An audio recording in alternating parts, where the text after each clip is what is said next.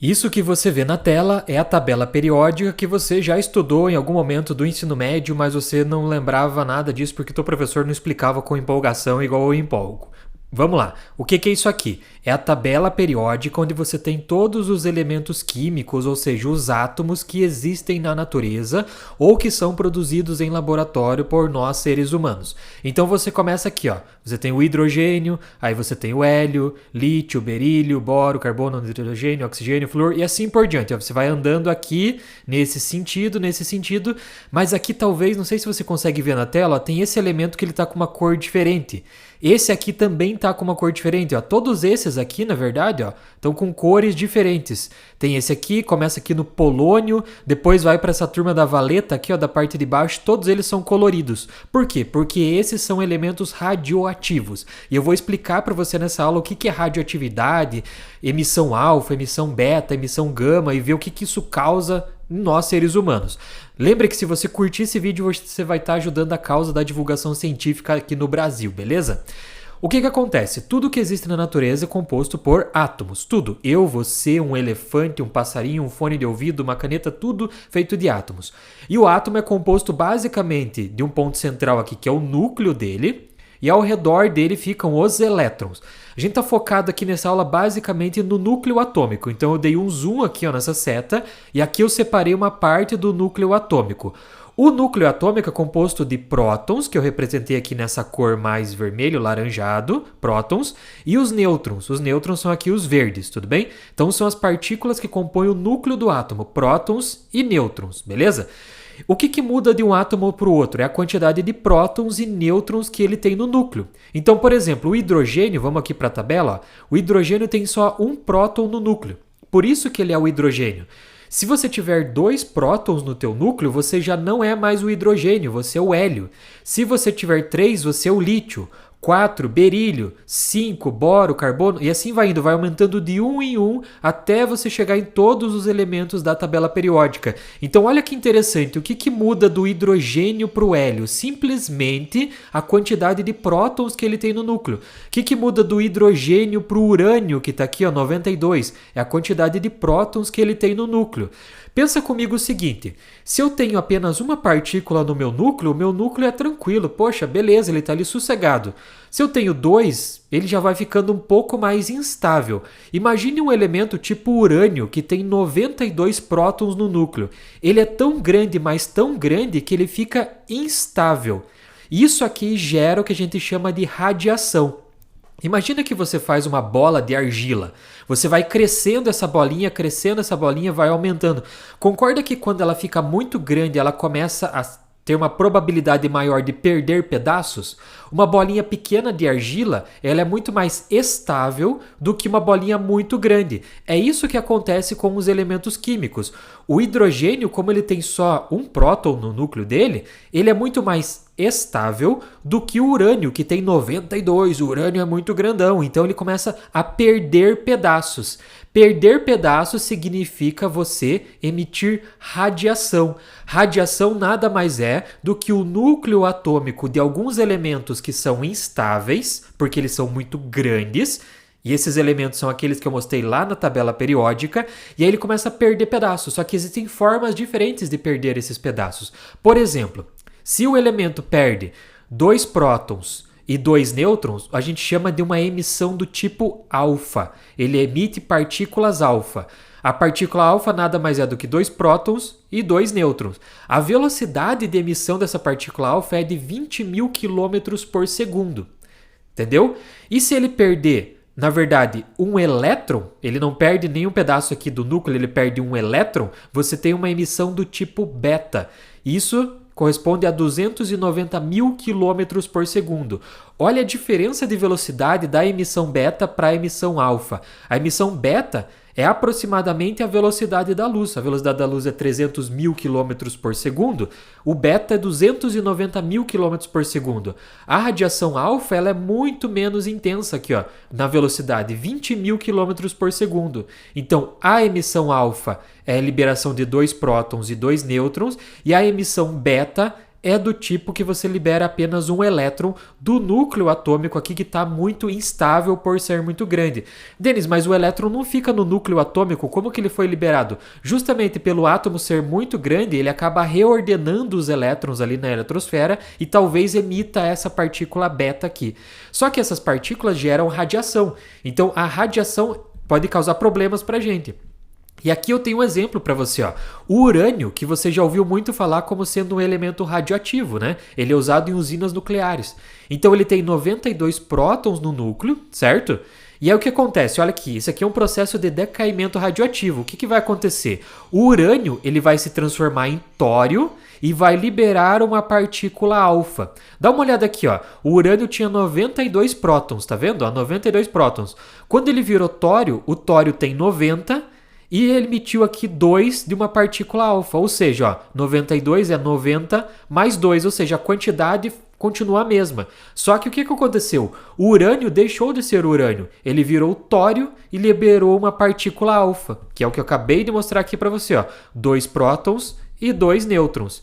Isso aqui é uma transmutação que a gente chama. Isso aqui não era o sonho dos alquimistas? Transformar um elemento químico em outro? Então, olha só, a natureza faz isso, transforma o urânio em tório. Isso acontece naturalmente. Por quê? Porque o urânio é um elemento radioativo. Ele é muito instável, ele é muito grande. Então, para a natureza, ele precisa ir para um estado de energia que ele fique tranquilo, fique suave, que ele não fique instável. E aí ele se transforma em tório e nesse processo libera uma partícula alfa.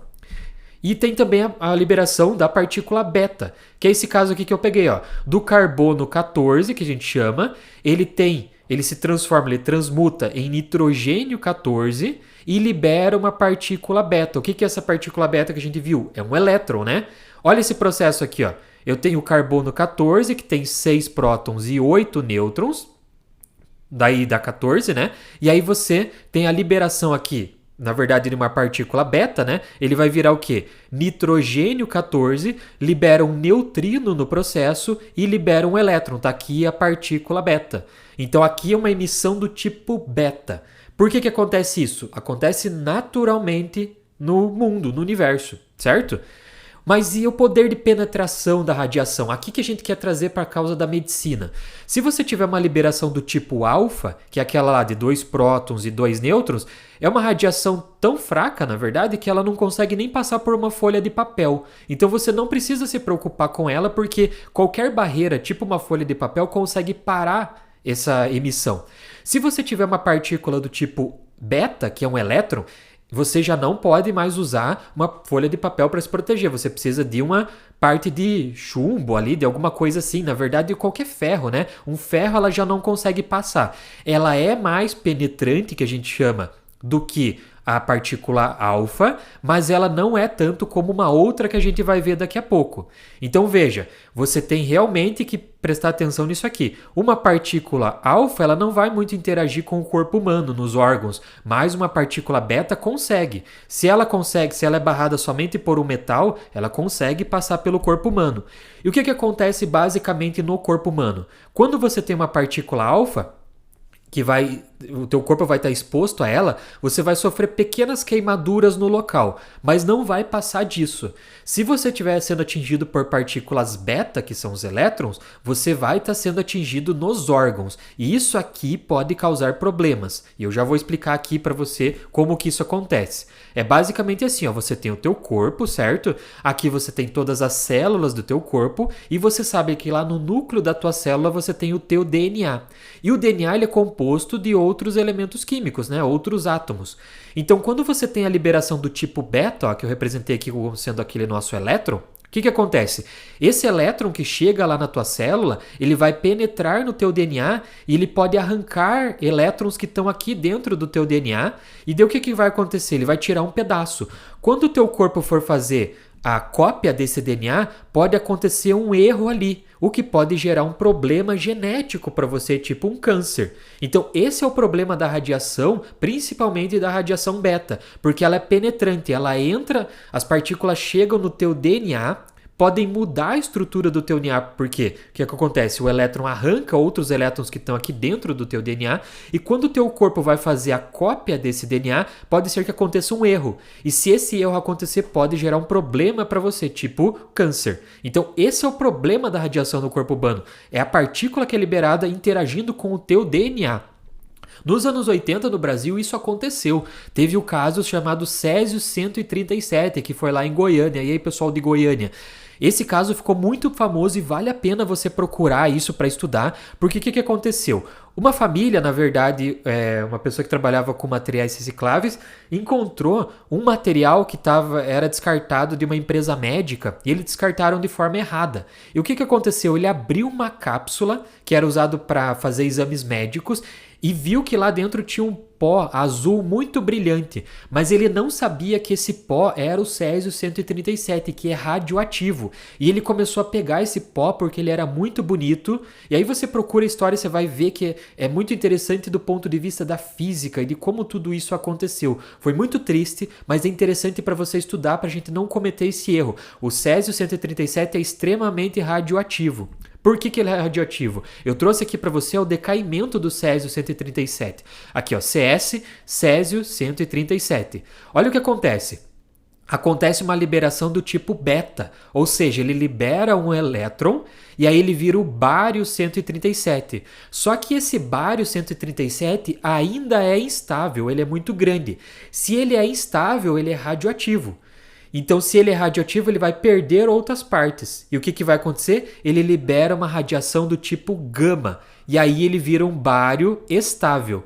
Olha que interessante, esse é o problema do Césio 137. Tem dois momentos onde ele libera a radiação. A radiação beta e a radiação gama. E isso aconteceu lá em Goiânia, em Goiás, com o Césio 137 nos anos 80. Foi um incidente muito grande na cidade, porque esse pó se espalhou por muitas famílias, por muitas pessoas.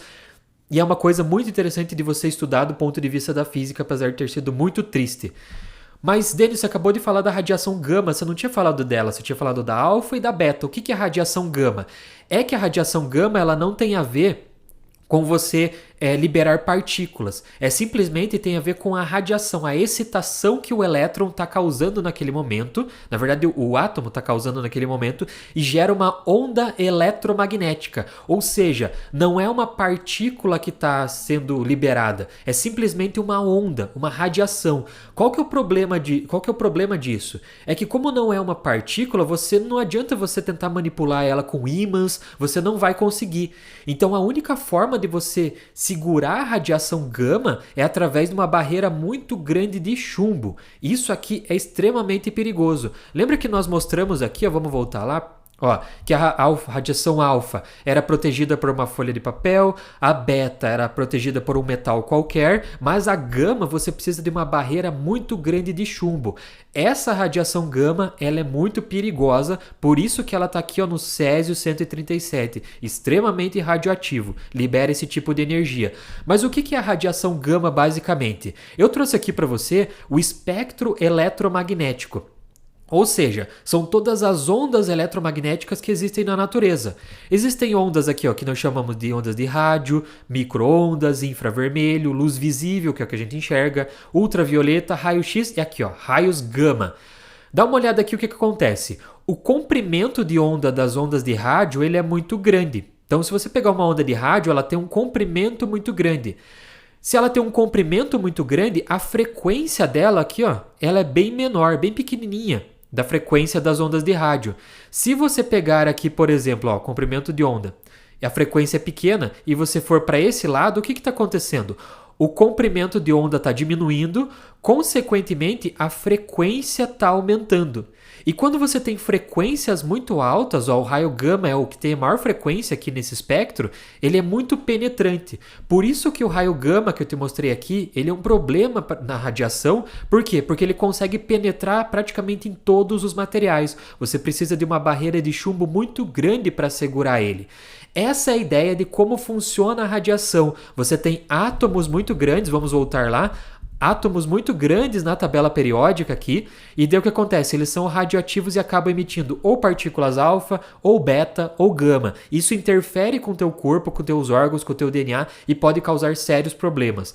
Dê uma procurada aí no Césio 137, no acidente radioativo que teve no Brasil, para você poder estudar, para que a gente talvez nunca repita isso aqui no Brasil. Interessante, né? Muito obrigado, curta o vídeo e até a próxima aula. Tchau!